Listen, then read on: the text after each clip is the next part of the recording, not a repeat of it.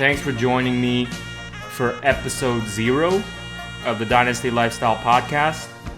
So, I originally wasn't going to do episode 0 because I didn't want to talk about myself, but after some convincing from the people that are close to me, they tell me that it's finally time for me to kind of step out of the shadows, so to speak, and introduce myself and really connect with the fans and really kind of put a person behind the brand so that people can get a real connection with me. At least that's how I see it anyway. I'm not personally the type of person that likes to, brag, boast, toot my own horn, that type of thing. I keep it mostly low-key.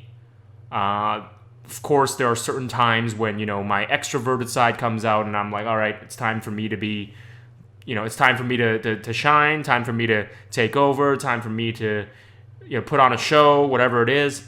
But there's also the side of me that's, the introverted, more subdued, conscious, self-aware, self-restraint, and try to carry yourself as a respectful individual. Try to be mindful of others and try to be mindful of what you're saying. And there's that side as well. But for the purpose of episode 0, it was really a chance for me to come out and introduce myself and talk about some things about myself that maybe the fans had no prior idea of. So it's kind of a chance for me to finally step out and connect with my fans. So, well, I don't want to say connect with my fans, but connect with our fans, so to speak.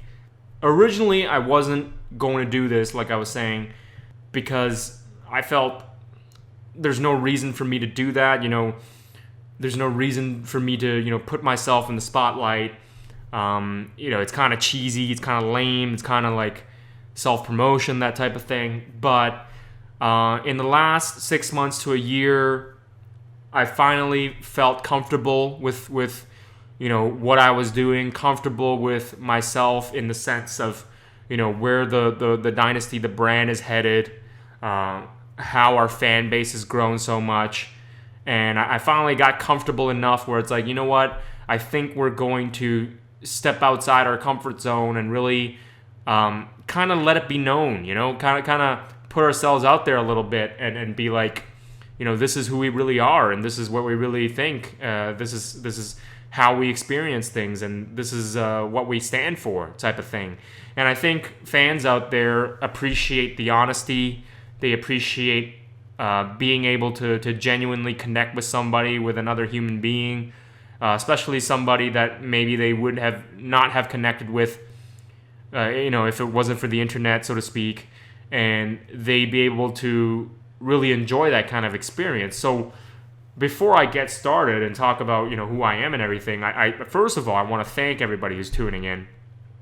I want to thank the fans, thank the Dynasty loyal fan base for supporting us all throughout, since the beginning. So I want to take a moment, just sincere thank you to all of our fans out there who support us, who buy our products, who say nice things about us, who share all of our social media stuff, who share our blogs and stuff like that, and our fans who really do listen to what we're trying to say and really do understand where we're coming from. Just a million thanks to you guys, and it's because of you guys that we're able to do cool things with Dynasty. We're able to design the products that we've always wanted to design. We can release the products that we think MMA and BJJ fans and martial arts fans out there would enjoy, would like. So really just a big thank you to the fans. Without you guys, we wouldn't be here. We wouldn't be doing cool things. So we also want to thank our haters too, because we thank you guys because you guys also fuel us. So you guys are the type of guys that, don't agree with our viewpoints, or maybe don't care about our viewpoints, or don't care about what we represent, you give us that negative feedback, which is great because it means we're doing something right here. You know what I mean? If you feel the need to have to make a comment about something, and you have to spend your time in trying to push us down in some way, we feel like we've done our job, because now we opened up your mind to the possibility that there are other people with other opinions out there. And I'm about to get into that whole bit about what Dynasty is as a brand, and our brand philosophy and everything like that, and the reason why we started Dynasty. I'm going to get all into that in a second. But I want to thank the haters too, because without you guys, we wouldn't have fuel to our fire, so to speak. So we kind of like that, there's some controversy sometimes, because not that we're looking for trouble or anything like that, but it goes to show that there's people out there who are ignorant, and there's people out there that need to kind of be enlightened a little bit. And I don't say that coming from a perspective of being a snobbish know-it-all. I'm saying, and again, this is all going to be addressed.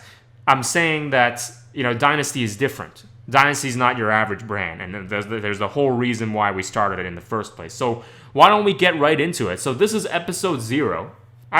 We've actually already recorded a bunch of episodes, and originally I wasn't going to do episode 0, but it only made sense that I introduced the Dynasty Lifestyle podcast to you guys, whoever might be listening, right? MMA fans, guys who do jiu-jitsu, guys who do martial arts, or guys who don't do martial arts, and they're just listening because they just want to listen to this. So just to start things off, let's talk about me for a second. The people that know me probably know me as Hoi Wah Ho, aka Handsome Hoi Wah Ho, for my MMA debut. Self promotion there, but for the people that are close to me, they'll know me as Danny. And for the people who are even closer to me, they'll know me as DTM. It's DTM, right? So that's for the guys that are like super old school, and they know me since kindergarten. They know me since elementary school, so they know me as DTM. Dan the Man, by the way. Something really stupid that my friend came up with when we were in grade 4. So that's how far back it goes. So if you want to laugh, go ahead. Like you have full right to laugh at that. Who am I? Well, let's start with, I was born in Hong Kong. I'm Chinese. I'm Hong Kong Chinese. Proud to be Hong Kong Chinese. There's a difference, and I'll get into that in a second. Maybe not. Maybe we'll leave that on another episode. But I was born in Hong Kong, and I moved over to Canada, and I grew up in Canada. But I also visited, back in my home city plenty of times. And I grew up in Toronto, Canada. So I'm very much, Chinese Canadian style type of upbringing, and which is of course different from an Asian American upbringing. I'll just let you guys know, because most of our fan base, most of our audience is from the United States, so it's slightly different, right? Me growing up, I grew up in a predominantly Chinese neighborhood. I'm not gonna lie. I'm not gonna be like, oh, yeah, I grew up from the streets. I grew up, in the ghetto or whatever. But no, I grew up in predominantly Chinese neighborhood in uptown Toronto, Richmond Hill, for those people that know. And really, I've had a pretty good upbringing, like a pretty good, I guess you could say, just a pretty regular, normal life, right? Like a normal kid who grew up in Canada would experience. So, but what started crafting my character was, at a very young age, I was influenced by films. So that's where one of my main influences come from, is films. And I'm talking about any kind of films, like Asian films, American films, Hollywood films, like any films. But of course, heavily influenced by Asian films as well. And I should probably tell you now that I'm a filmmaker. I'm a director, I'm a writer, I'm a producer. Sometimes occasional actor, but I don't do that because I want to act. I do that because I have to act.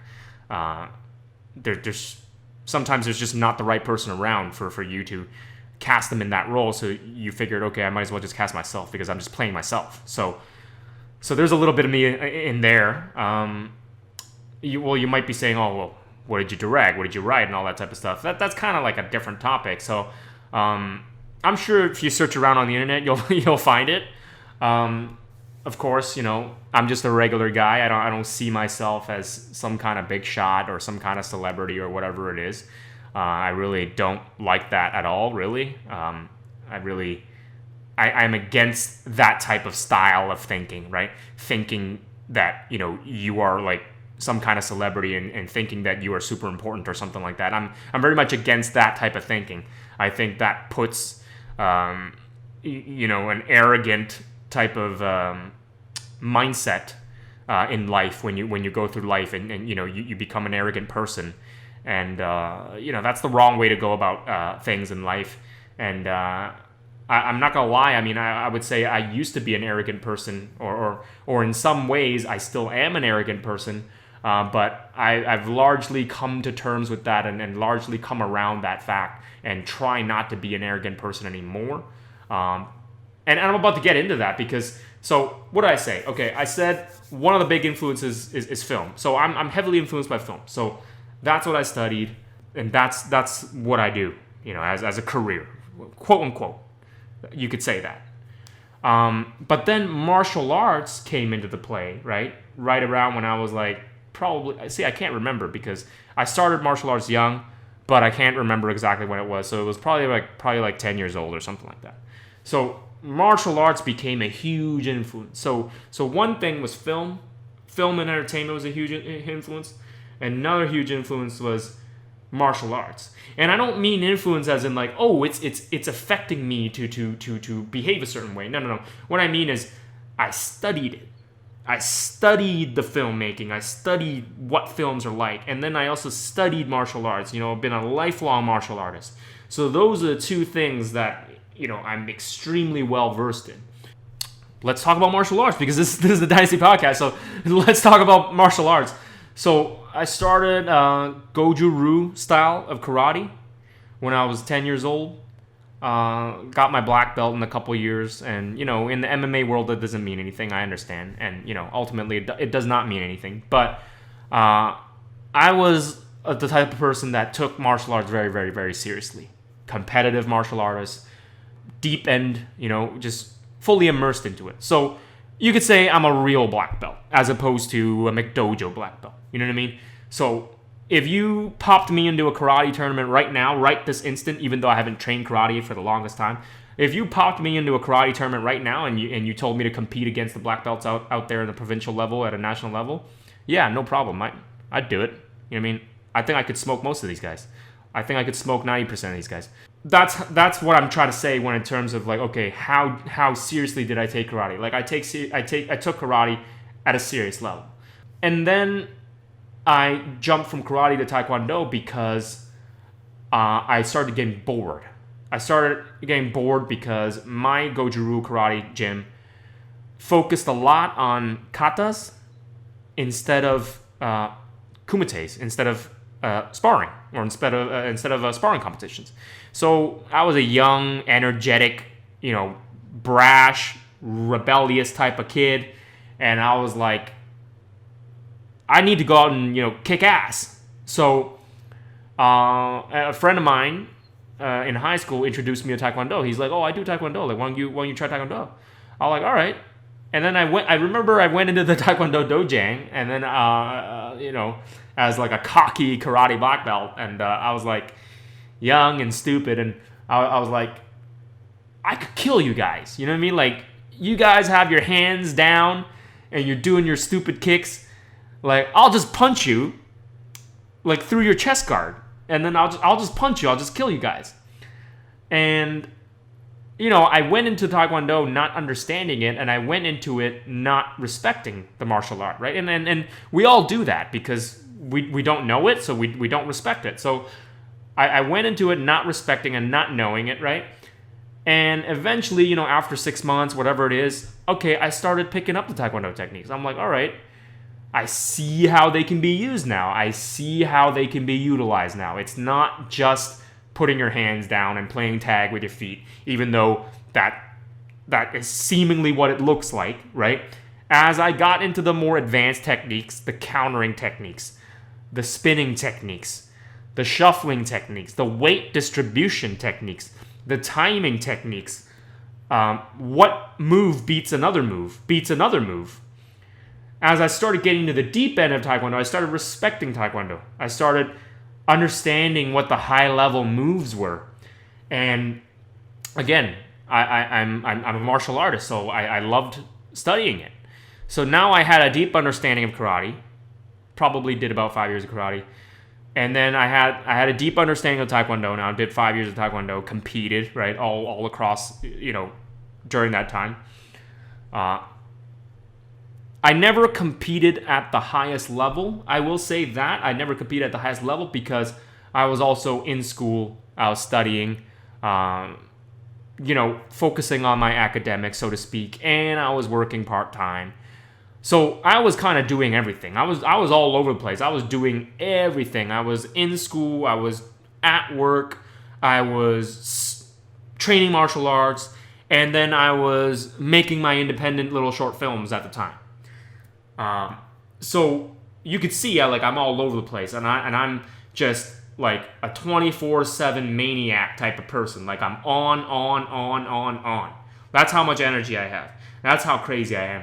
So at the same time, that's kind of detrimental because there's certain things that, I couldn't get to the highest level because I didn't have all that time to dedicate it towards just one thing, because I'm so interested in all these other things that I devote equally my time to all these things. So for me, I look at it as an advantage. For some people, it's like, oh, it's kind of a disadvantage because you're not the best karate fighter on earth and you're not the best Taekwondo fighter on earth. But that's when it gets interesting, because now you start to see where the trend is. So after I did a bunch of Taekwondo, I traveled to Hong Kong, not the first time I've been back to Hong Kong, but, several times I've been back to Hong Kong, throughout my teenage years. So there was one defining time when I went back to Hong Kong in my early 20s. I'm not going to tell you how old I am now, but in my early 20s, I went back to Hong Kong. And through a friend, I met a Muay Thai instructor. And he was like, hey, why don't you, it's funny because he sort of invited me as sort of like a semi-challenge. It's funny. Not that he was like a bad person or anything like that. No, he's a great guy. But he was sort of like, oh, so you do like, karate and you do like TKD. I'm like, all right. He's like, why don't you come try Muay Thai kickboxing? Like, it'll be fun. Like, why don't you come try? So he was trying to get me to start Muay Thai, obviously. So I was like, sure. I've never tried Muay Thai before. I don't know too much about it. Let me go try. And there's a huge Muay Thai kickboxing culture in Hong Kong, right? So I went up to the gym, and it was actually... I went to sort of the broken down, shady parts of like Hong Kong, the parts that you would never go to if you were a normal Hong Kong person.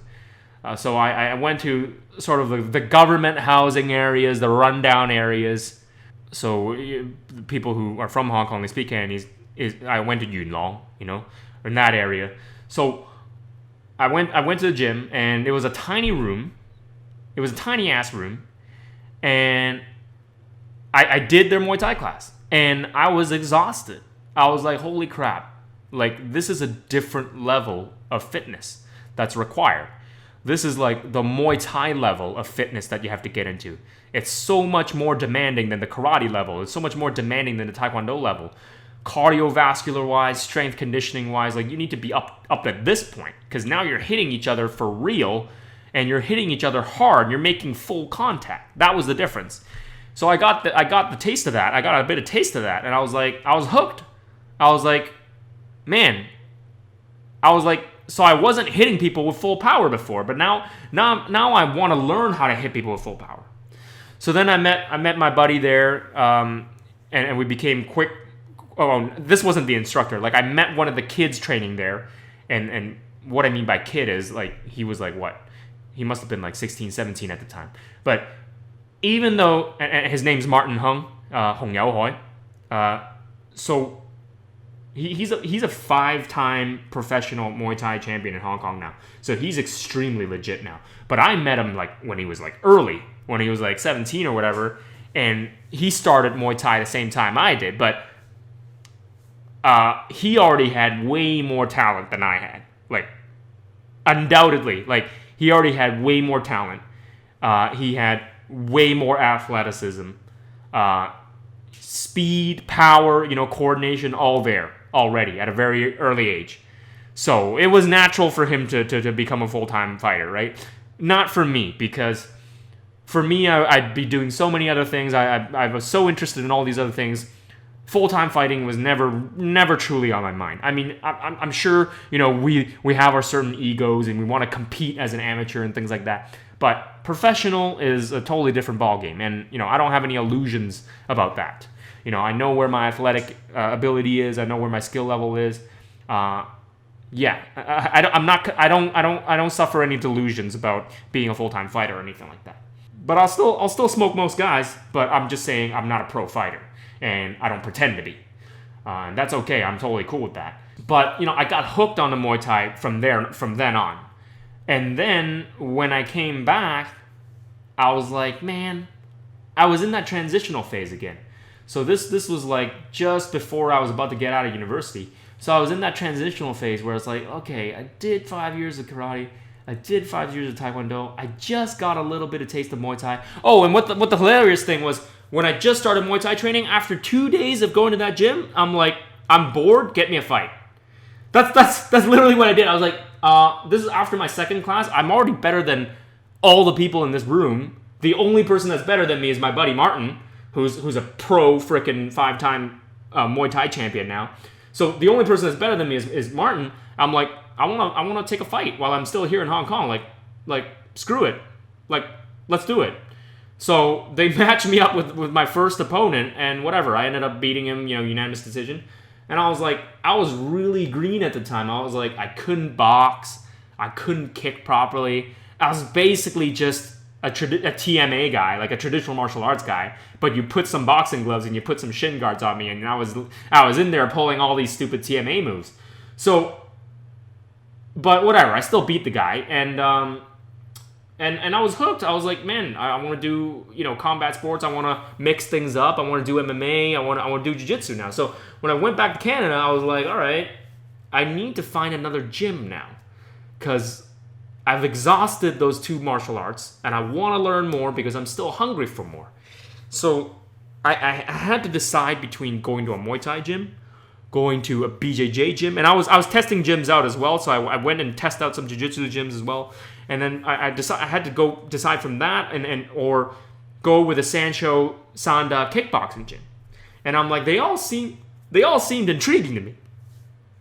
But then after trying jiu-jitsu, I was like, and of course MMA was exploding at the time already. So this was around 2009, like right around the Forrest Griffin era.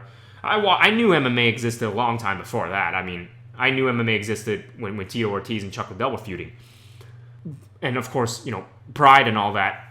But I wasn't like a mega fan until just before The Ultimate Fighter. Like just before season 1 of The Ultimate Fighter. That's when I started becoming like very, very, very deep into MMA. I'm not going to be one of those guys that claim to be an MMA fan back in UFC 1. And you know why I can't claim to be a fan back in UFC 1? Because I'm not that old. so that's the funny thing, is like I'm not that old, so I can't even claim that. So that's okay, because I don't pretend to claim that. So I don't claim to be a huge Pride fan either.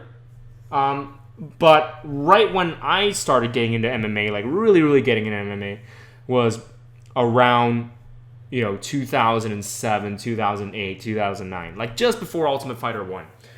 At least to my knowledge, to my understanding, that was around the time. I could be wrong. But I was like, man, I need to do this jiu-jitsu stuff, because if the fight ever hit the ground, I'd be dead. So I realized, that early on, and that was what made me different from, I guess, the other people who study martial arts with me, is that I always had an open mind because, watching Bruce Lee movies, listening to his philosophy and things like that, Bruce Lee is all about keeping an open mind and learning everything that you possibly can. And, we can get into that on a whole other episode on how Bruce Lee invented MMA, and I'm not going to get into that. But, so I was like, okay, I had to learn the ground game.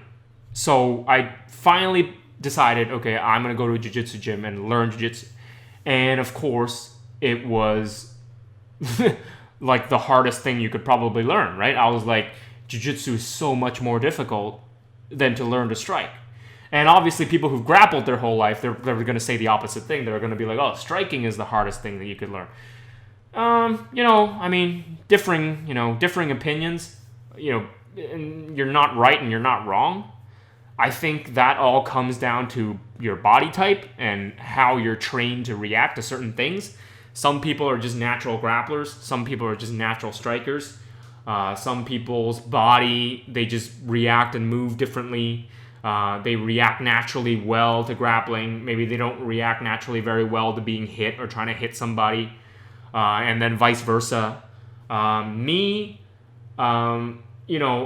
got my blue belt with about 2 years training. So, I'm an average blue belt. I'm an average grappler. I wouldn't say my body type is necessarily better for any single certain thing. But if I had to make a choice, of course, I am a much better striker than I am a grappler, if you want to put it that way. With that said, I learned enough grappling to basically hold my own in grappling and not be a fish out of the water in grappling.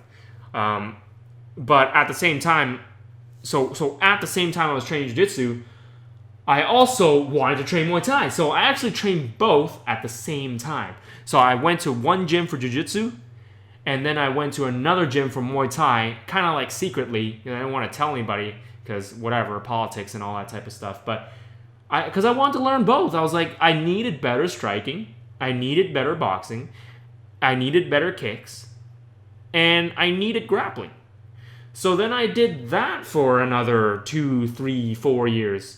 Kind of lost count now. So after doing that, at that point, I was just doing every martial art. So at that point, you're doing a little bit of wrestling, you're doing a little bit of boxing, and then most recently, in the last 3 to 6 months to a year or so, I've been kind of combining all that and doing MMA. So I took my first MMA fight, had my MMA debut, amateur debut, and I trained 2 months? I think it was 2 to 3 months for that training camp. So, made my MMA debut, and the reason why I did it, I wasn't going to do it, obviously was in the back of my mind. I was like, hey, I've been a lifelong martial artist. Obviously, I should do this MMA stuff just for fun, just for fun. So, it was in the back of my mind. It was like a kind of to-do list. So I was like, all right, let's do it. And I had to find the right team, and I had to find the right training partners to do it because, in Toronto or in any city for that matter, maybe not in the state of California because MMA is so huge there, but in certain cities, you can't necessarily get the right MMA training, right? Like, not every gym has MMA training. So you have one gym that might be a jiu-jitsu gym. That's it. But you can't work on your ground and pound. You can't work on your wrestling. You can't work on your defensive wrestling, anything like that. And then there could be like a Muay Thai gym, and they're really good for striking, but they really suck on the grappling part. So I needed to find like the right place to go to that actually has MMA training. So I'm going to give a shout out to AST MMA, Apex Sancho Team. So that was actually the Sancho gym that I scouted out back in 2010. I was like, should I join these guys? But then ultimately I opted to go for a pure jiu-jitsu school. So I'm just going to give a shout out to AST MMA because, I sponsor some of the guys there. So great guys, great gym, family environment. Everybody's super nice, super respectful. They took me in with open arms. I was just a stranger to them, you know what I mean? And they were super nice to me and just can't say enough good things about them. They took me in and I started training MMA with them. And, I was like a white belt in MMA. Like, put it that way. Like, I was a white belt in MMA just going through the training camp and doing MMA. So I had maybe like 2 to 3 months of actual MMA training, right? I've never trained MMA before. Before that, it was just all the disciplines on their own, but I never mixed it up before. So I had that, that 2-month training camp, right? 8-week training camp. Obviously, I was able to get some training in with some of the Dynasty sponsored guys as well, so they were kind of backing me up. So yeah, I felt good going into the fight, and I felt disappointed actually because the fight ended so quickly, and the guy just kind of crumbled over, and I was kind of disappointed because I wanted to actually do all my moves, do all my signature moves and stuff like that.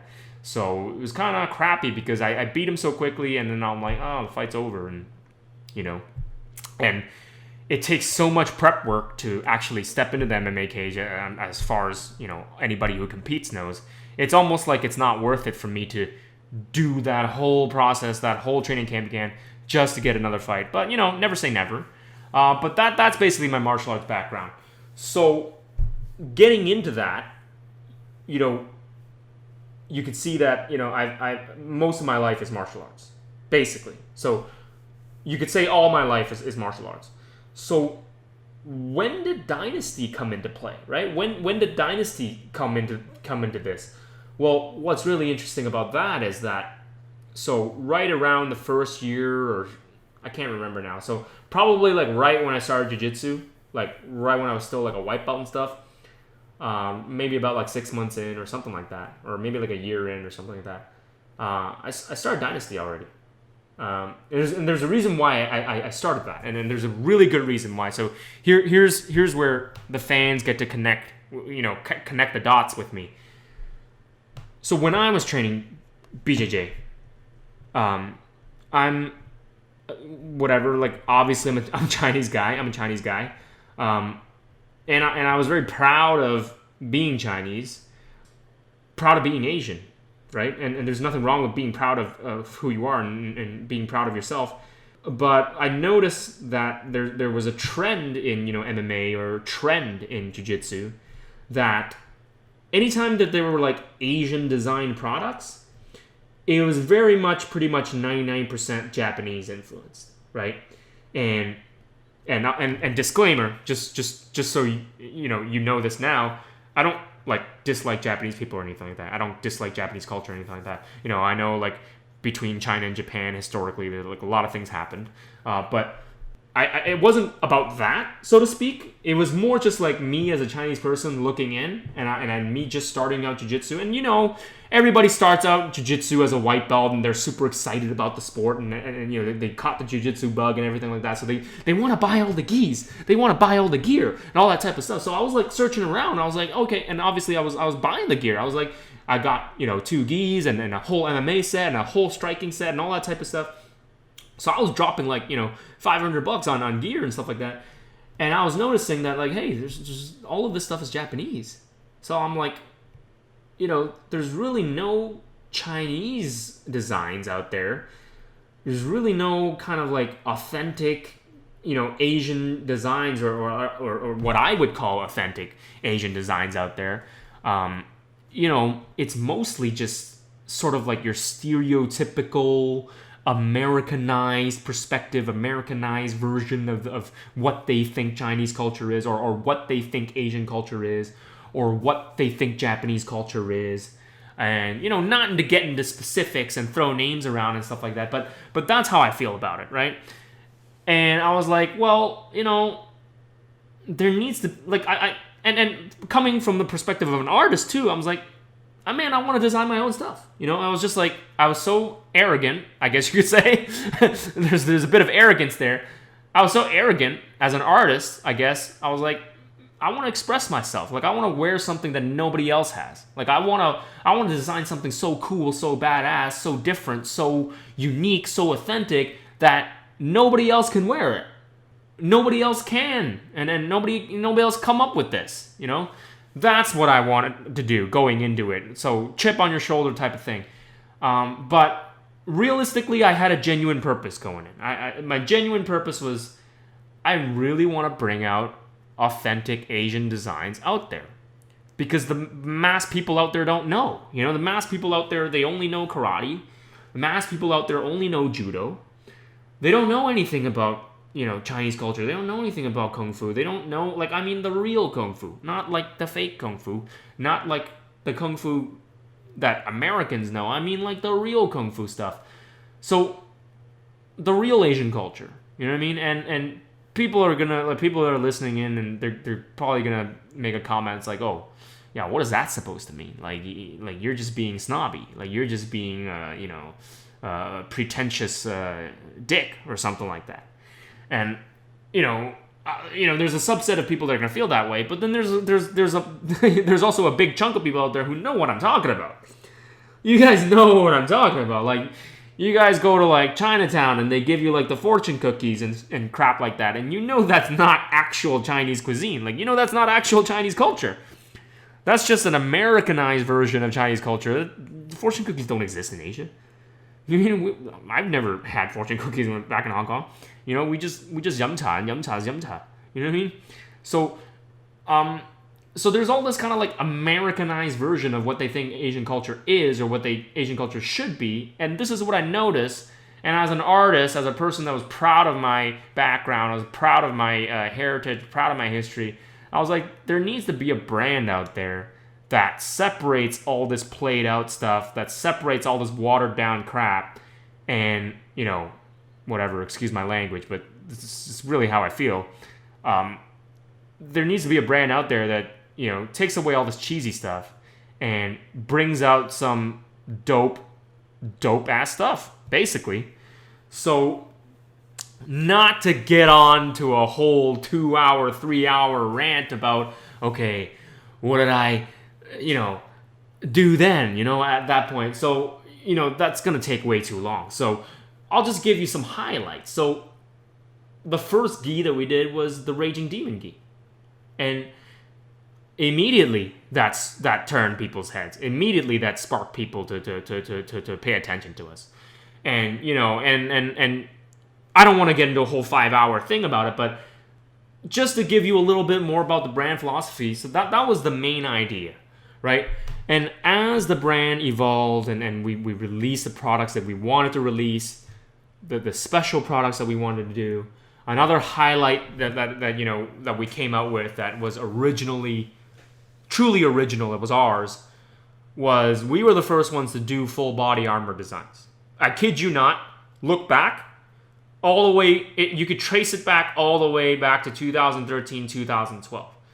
That's when we did the full body armored designs. Nobody was doing those kinds of designs at the time.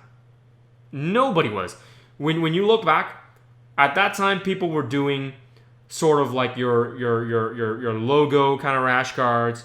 Maybe they had those graphic type of rash guards, right? Like colorful graphics put on the rash guards, but they weren't doing full body armor designs. So Dynasty can claim, claim to fame, so to speak. We're the first one to do full body armor designs. And then after we did that, everybody else kind of had their full body armor designs. And, most recently, we went and revisited that, and we kind of just like, boom, took it back and be like, no, this is our shit, so to speak. So, we kind of took it back and just reinvented it. It's just like, now you guys have to kind of play catch up, so to speak. But, Raging Demon gi, turn heads, right? Again, inspired a lot of copycats. Inspired plenty of people that were releasing, similarly designed gis that were just basically trying to rip off our design, so to speak. And so on and so forth. And throughout the years, we gotten to a point now where everything's dialed in, everything's set up, and now's really the time for us to come, so to speak. It's a coming out party, because now we've gone through the hard times, we've gone through those uncertain times, and we have enough of a fan base now where we can really, really release some really cool, really high quality stuff that continues to express who we are as artists, continue to express who we are in terms of Dynasty as a brand, and our unique brand philosophy. So let's get into that for a little bit. The brand philosophy and what we stand for. So after telling you guys about, okay, we want to bring in authentic Asian designs, now it goes deeper than that. So for the past year and a half or so, you guys might have noticed that we've written some blog articles that talk a little bit deeper into what it means to be Asian, what it means to be Chinese, what it means to be Japanese, what it means to be Korean, what it means, and other Asian cultures and other Asian peoples as well. What does it mean to be Asian? So one of the first, blog articles that we did that, kind of caught fire and just was spread everywhere was, where are the Chinese fighters? So if you haven't read that blog article just yet, we have an updated version of that blog on our website right now. Just check it. Nothing too much has changed, but we fixed some of the things. We updated it a little bit, made it a little bit more polished. But that was one of the first few pieces that just took people by storm. Because they're like, for the first time ever, right? So for the first time ever, there's a crazy Chinese guy who came out and actually took a stand and talked about this topic that nobody knew about. And nobody wanted to talk about it. Because nobody knew. There's no other people out there that, with this kind of knowledge and with this kind of platform or with this whatever, with this idea, that they want to talk about this. And me being a huge MMA fan, obviously I noticed this. I was like, why is there no Chinese fighters? Well, I know why, because I'm Chinese. I know exactly why there's no Chinese fighters. So I wrote that and I shared it to the world, and people loved hearing about it. People were like, damn, that's why. You know what I mean? So I don't want to go into about it now because that can be a totally separate episode for that. So read it, have fun with it, because that was a blog that I really enjoyed writing. It was like 7,000 words by the time I was finished writing it, so it took a long time for me to write it. So that kind of started the course, so to speak, for the next phase of the Dynasty brand kind of philosophy rollout. And the reason why I say rollout is because I never did this at the very beginning, because I didn't think it was the right timing. It wasn't the right time to do that. It's like Conor McGregor, in his amateur career, why would he be going out saying ridiculous, crazy things? He hasn't proven himself yet. He hasn't started knocking people out clean yet. So once he started knocking people clean out, then he started saying like, okay, I'm going to win 2 world titles and all that type of stuff. So really, it's about the right timing. So I early on, even though there were these blog articles and there's these things I wanted to get off my chest, so to speak, because I know about these topics and nobody's talking about them, and I needed to take a stand with Dynasty as a brand, so to speak. That was what it was all about in the beginning. So I started rolling out the actual articles out there that gave people a piece of our minds, so to speak. So that was one of the first ones. Where are the Chinese fighters? There's no Chinese fighters. Well, why? We talked about that. One of the other articles, again, controversial, I'm sure. Well, actually, all the articles that we do are probably controversial. But one of the other ones that we felt really strongly about was the death of the martial artist article. So that one got shared like crazy. Like, if you thought the Chinese where the Chinese fighters article got shared and you thought that one got a lot of views, the freaking death of a martial artist one, holy crap, that was like extreme. That was like everybody read that thing. And the reason why is because it's just another one of those things that people don't talk about. People, that's what separates Dynasty as a brand. That really represents what Dynasty's talking about. So Dynasty is a brand for martial artists. And we've said that in the beginning. We've said that time and time again. We stand by that. We stand by that now. Today, up to this day, Dynasty is a brand for martial artists. What we mean by that is we're not saying traditional martial artists. We're saying if you are a student of the game, if you love to train, if you are respectful as a martial artist, you train and you understand the true martial arts values, then Dynasty is the brand for you. Dynasty is not for people who are people that don't understand what martial arts is about. And all they do is they train it as a sport. They train it as a sport and they have no moral values attached to it.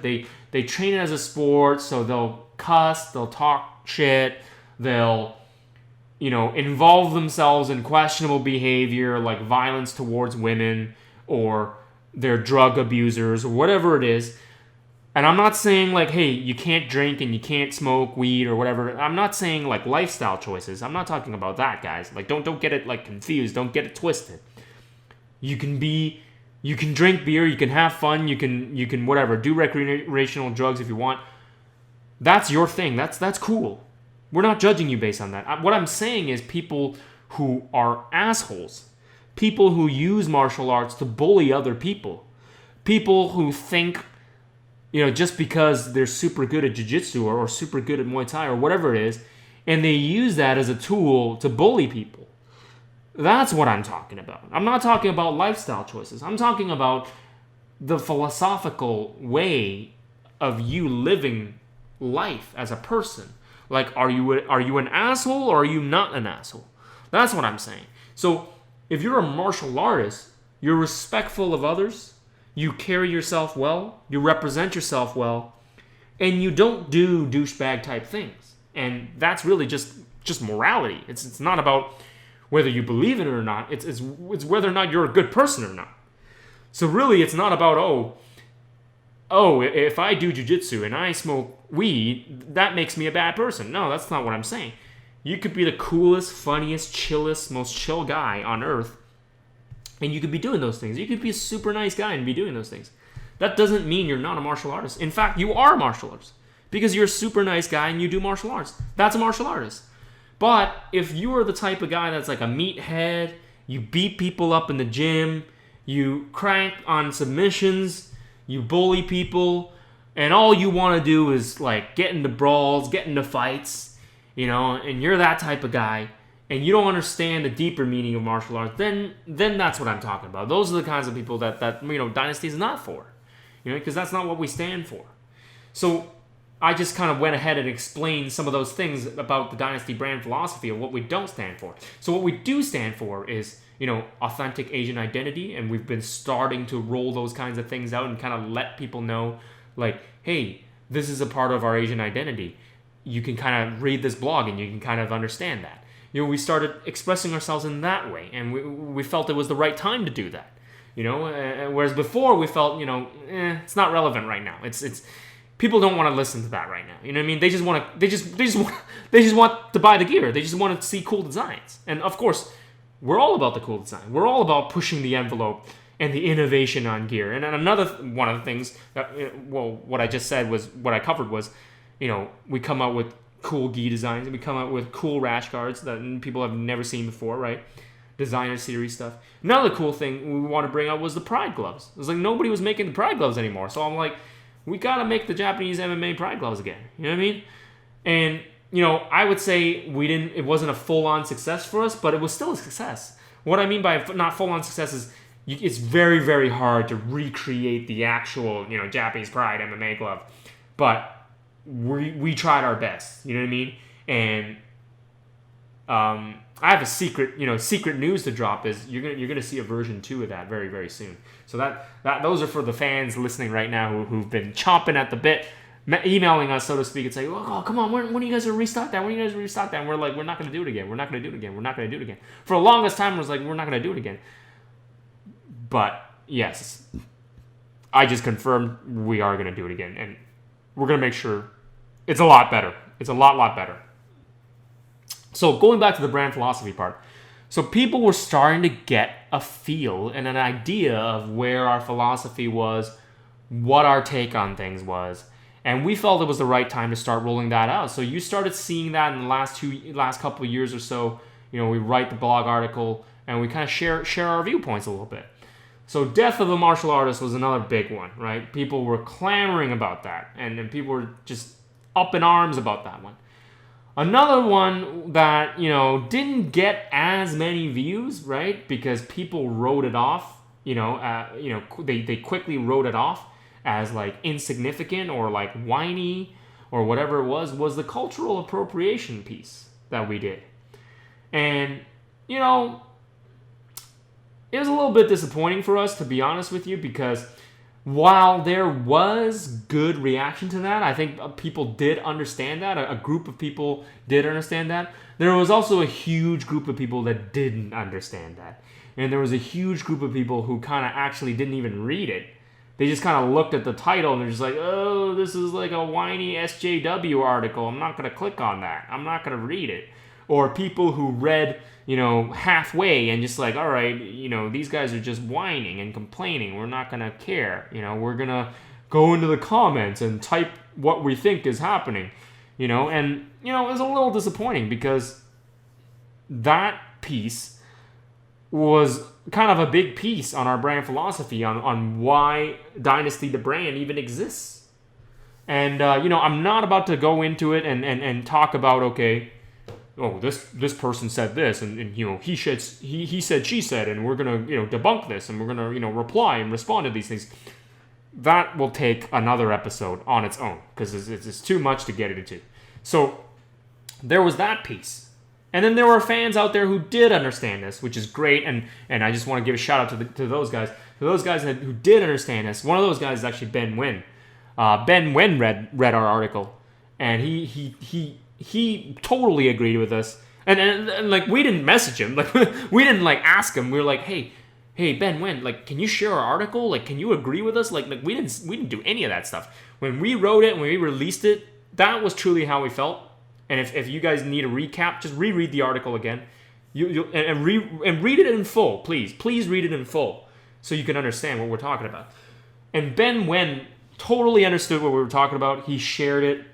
He was totally behind it. He was like, this is why, cultures get destroyed. This is why people get, misrepresented. This is why Asian culture gets misrepresented in other people's media, because Western media is too loud. They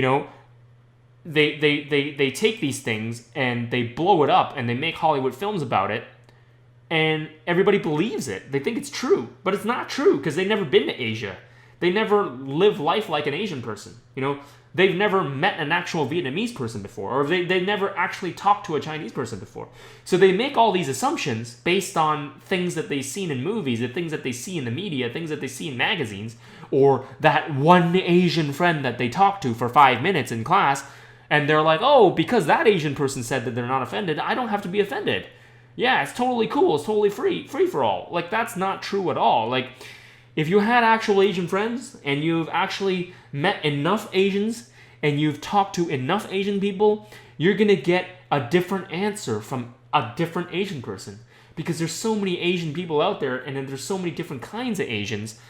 What, the majority of, I guess you would say, white people, the majority of non-Asian people, they just kind of just broad stroke everything. They're just like, okay, if one Asian person thought it was okay, like, it must be okay for every Asian person out there.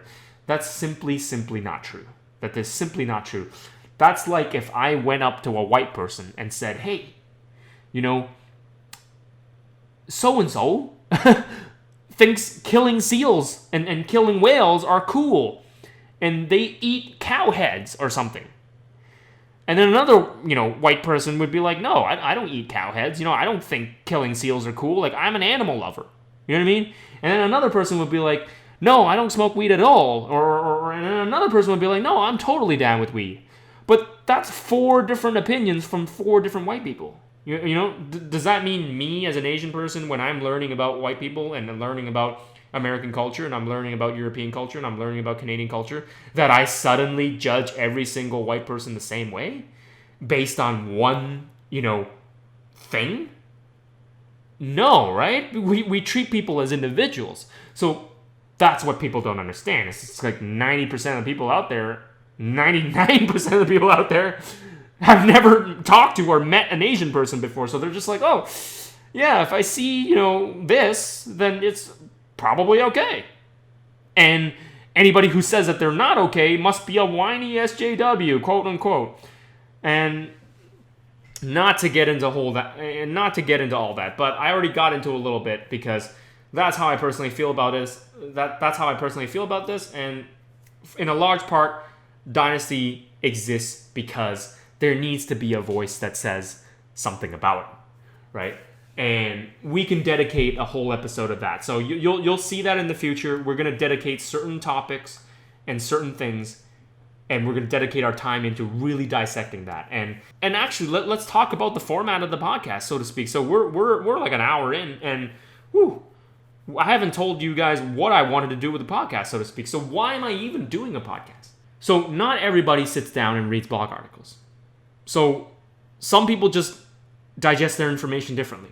Okay, some people are too busy to read a blog article, so they might not read that. Some people might not be on social media. They don't want to consume social media arguments and whatever, social media content, whatever it is. So podcast is another way for us to reach our fans out there and tell you guys, like through voice, through an actual conversation, that, hey, these are our experiences, these are our viewpoints, these are our perspectives, and we can share that with you faithfully, truthfully, in another way. And in the format of these podcasts is I'm going to invite some very, very cool, very, very interesting people who have a wealth of knowledge in the things that they have studied or in the things that they have experienced. And I'm going to invite them onto this podcast, and we're going to talk about things that probably the mainstream media is not going to talk about. Probably the mainstream voice isn't going to talk about. And that's what's so exciting about this podcast. That is what is so cool about this podcast. I'm personally am super excited about it. I don't know about you, but I'm personally super excited at the fact that we get to do this, and it is so fun, and it is so informative, and it is such a good way for us to express ourselves in this format, in the age of the internet, in the age of podcasting, in the age of social media. It's just such a great way to have conversations and share knowledge and share experiences. So really, that's what this podcast is for. That's what this podcast is about. What this podcast is not about tooting our own horn, so to speak. It's not about, oh, look at how great we are, blah, blah, blah, blah, blah. I think that's pretentious. That would be boring. That would be something that you as a fan, as a listener, as a person that's just walking by, you guys would not be interested in listening to something like that. I personally would not be interested in listening to something like that. So, you can cut the BS, because that's not what we're going to do.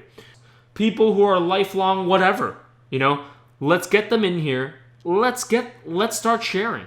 Let's start talking, because I think doing something like this, it breaks down barriers, it breaks down walls. It gets people to understand other cultures a little bit better. It gets people to understand different people of different backgrounds better.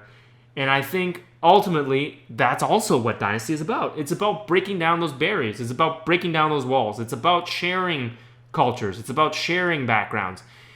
And it's also about sharing the love of martial arts. I mean, you must hear it in my voice. I'm passionate about martial arts. Martial arts is me. Martial arts is my life. And it's all about that. It's all about sharing the martial arts. It's about sharing those stories. It's about sharing those techniques.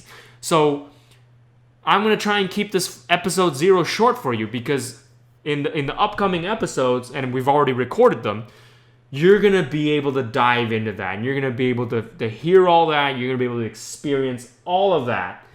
And I'm so excited to bring that to you guys. And I'm so proud of what we're doing here on this podcast. So therefore, I'm going to leave it to you at that. There's going to be a lot of special people coming on. There's going to be Dynasty family members coming in on. There's going to be, hopefully we can get some famous people to come on here. But ultimately, we're trying to do the community a service. We're going to try and release a high quality podcast filled with high quality, relevant content, informational content that you wouldn't get anywhere else. So it's actually in your best interest to tune into this podcast, because there's all kinds of good, amazing shit that's going to be on this podcast. It's not some trivial, boring stuff where somebody's talking about what they ate for lunch that day. Like, we're not going to be talking about that. We're going to be talking about super interesting stuff. We keep it pretty agenda free. We keep it pretty kind of unfiltered. You're getting the raw bits. You're getting the real deal is what you're gonna get. And I don't want to be repeating myself, so I'm going to sign off right now. So thanks for tuning in. And if you made it this far, use the code PODCAST, PODCAST. Use the code PODCAST to get a discount off of your order on dynastyclothingstore.com. And that's our little plug for the day. So thank you for listening in. This is episode 0. I know I only shared some very basic information about me, but if you want to know even more, you want to know how the business is, developed, how the brand is developed and stuff like that, trust me, there's going to be stuff in these podcasts and you're going to listen to it and you're going to hear about it. Peace. Oh, hey, oh, 笑萬重浪，熱血熱星紅日。